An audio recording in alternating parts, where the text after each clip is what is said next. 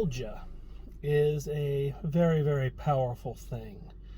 And I'm reminded of that right now. I am sitting outside of what was at one time known as the Fire Lake Recreation Center and is now the Coach Mack Center. This is a place that I used to skate when I was young. And I knew the guy it was named after, too. We have a tendency to want to, wrap ourselves in the golden age of our lives, or to revisit pleasant places. They give us comfort. They give us sadness, but they also can give us a lot of comfort. And I think that's apropos for today's discussion, as today we are going to be looking at the return to Downton Abbey.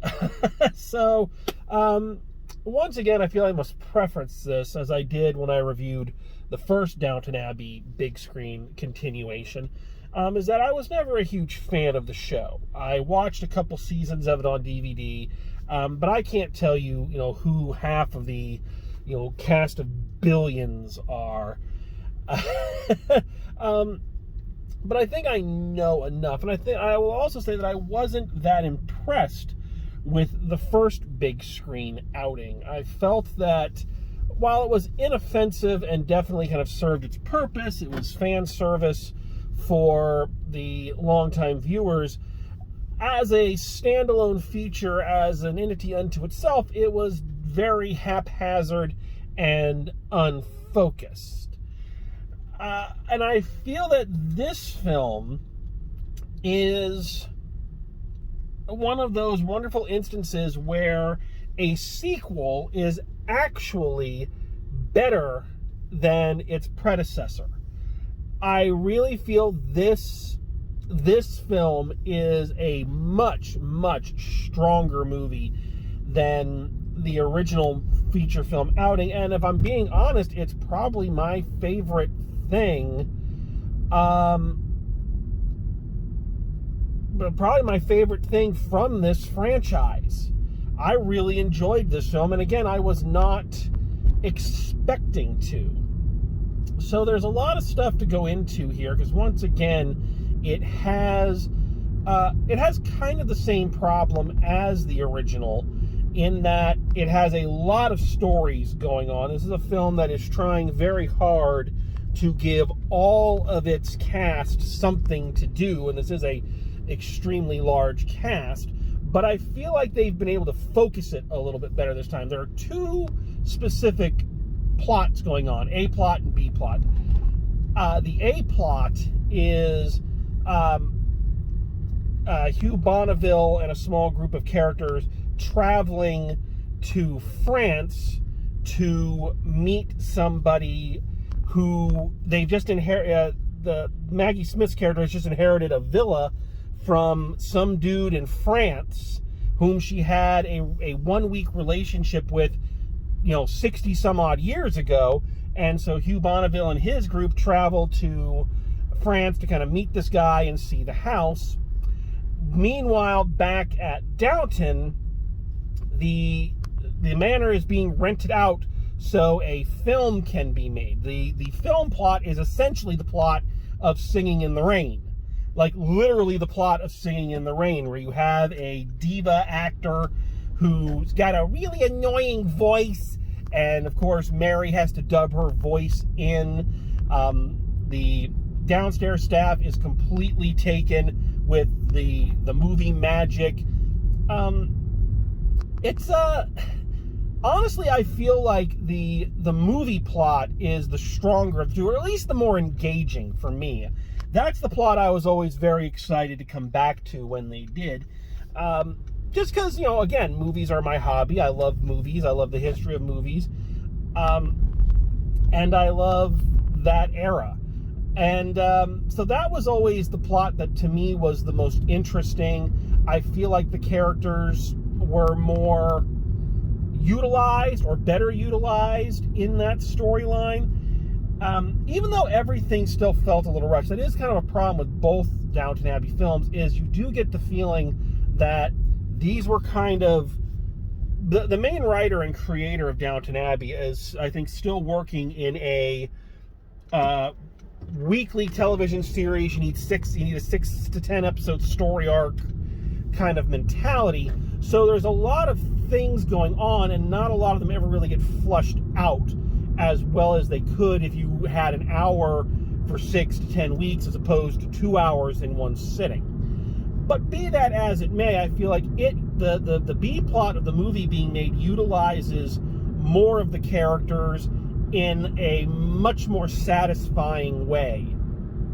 And it's the plot that honestly gave me the most kind of, oh, hooray, there's this wonderful scene towards the end where the extras in the film don't want to work anymore. They have one scene to shoot, which is at a dinner, and they ask the wait staff to be extras in the film. So all of these characters who have had to play, you know, maids and butlers and all that, and have to wait on all these people in fabulous costumes for all these years, they get to now dress up and sit at the big table. And that was such a rewarding moment, even for a I won't even call myself a fan, I'll call myself a casual viewer of the show.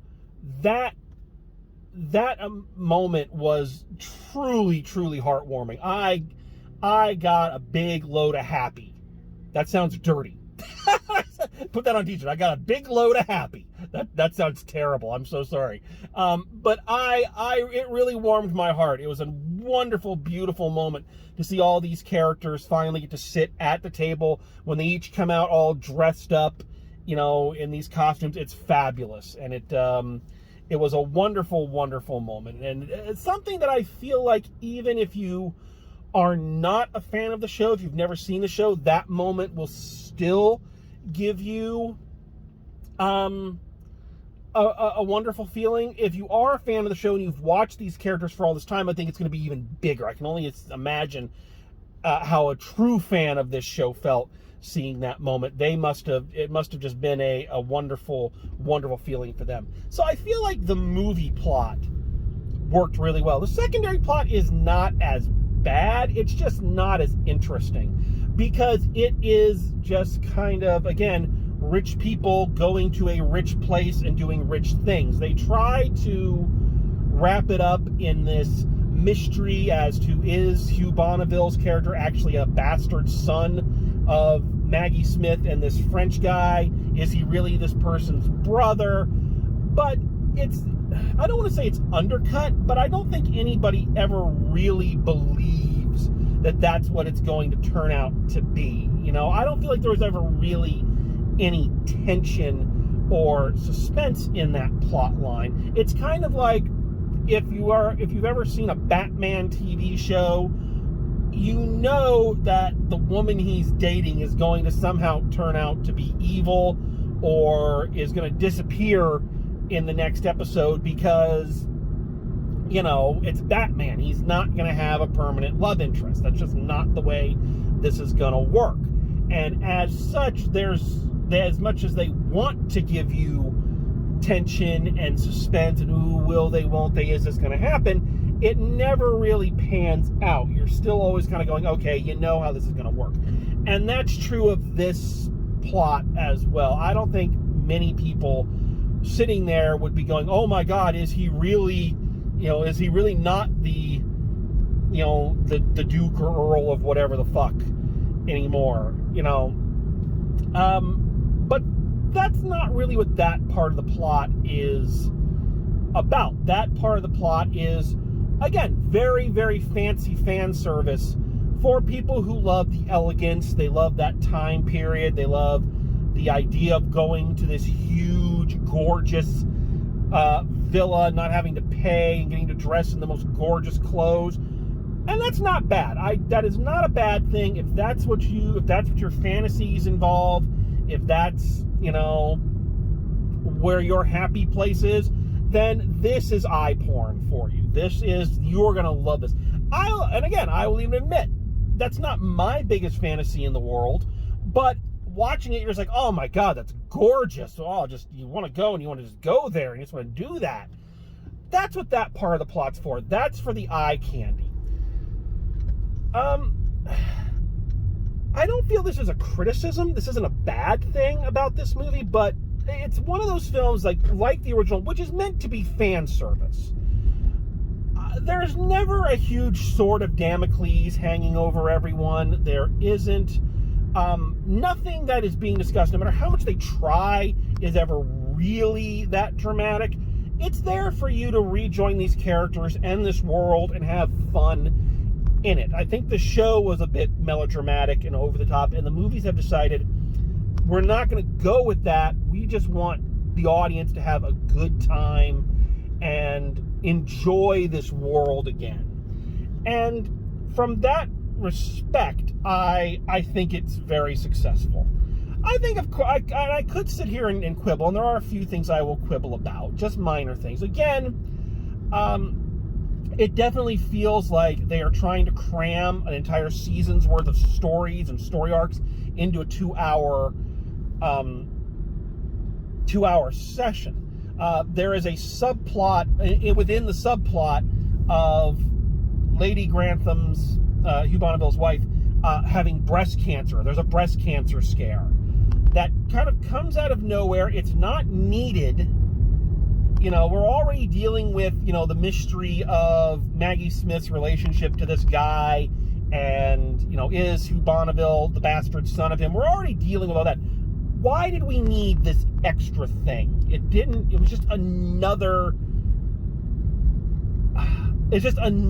plot to try to work around. They have this whole subplot where Daisy and her husband are trying to get her former father-in-law to move in with Mrs. Brown, and so they can have the farmhouse all to themselves. I don't know why this needed to be there. Again, I feel like it was just them trying to give these actors something to do and their characters something to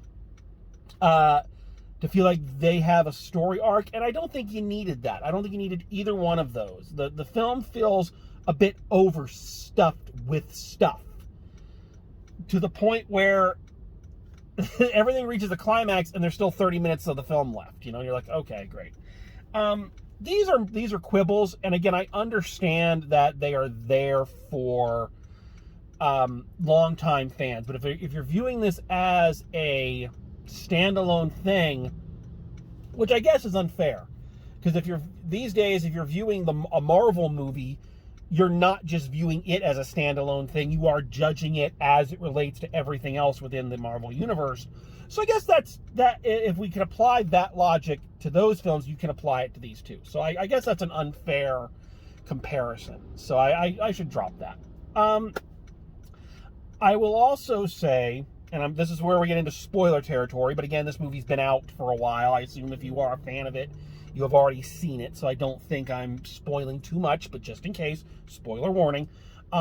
Maggie Smith's character does finally pass away in this one, which he's been teetering on that for some time, but they finally pull the trigger, not literally, but they finally do kill her off. And I have to say, it is done extremely well. It is everything from when she is finally dying to the funeral scene at the end is beautifully, beautifully handled. It is the kind of character death that only a character that has been around for so long, that has meant so much to a franchise, which has been identified as one of the key things of that franchise. It is the send-off that they deserve. I guess if I'm going to go back to my old comparison, it's like Tony Stark dying in Endgame. Spoiler, I guess, if you don't know that. It's the send-off that character truly deserves. And again, even as a casual viewer, I got a lump in my throat and I felt the tears welling up. It was really beautifully handled. I think this film is a wonderful diversion film. It is a wonderful fantasy movie, more so even than something like Lord of the Rings. This is a wonderful film that you want to go implant yourself in and be in that world and be with those characters. And I think that's lovely. It was a lovely movie, and I truly enjoyed it. I do want to ask the question of where they go from here. it feels like this is their last hurrah. This feels more like a series finale than anything they've done previously. People have left Downton, people have passed away, and there's not much further you can go with the story unless you finally pull the trigger again and take them into World War II, which they've already done a war, but you could still do that. I guess you could jump forward many years and let all their children grow up and have it literally be Downton Abbey the next generation, which I guess you could, but that'd be hard because around that time is when a lot of these manors were shutting down. Or you could go back and do like a Maggie Smith prequel with a new actor. But I feel like this general story is done. I don't think there's much else you can do with it. But if that is true, I think this is a great way to send it off. Again, this is the best thing I feel this franchise has ever done. I truly enjoyed it. So let's wrap this up. So final grade for Downton Abbey, the new era. I'm going another solid A. Solid A on this one. I really enjoyed it. I had a fun time watching it. You know, the old critics line, I laughed, I cried, that's all true. I did all of that and more. And this is from someone who was not a huge fan of the show. So that, I think, if a casual viewer of the show can say that, I think it did its job. I'm inside the garage now, which is why everything is all dark. So, so thank you for joining me. That's all we have for this outing. Thanks for coming with me. And as always, drive safe. And I will see you at the movies, even though I'm all dark right now.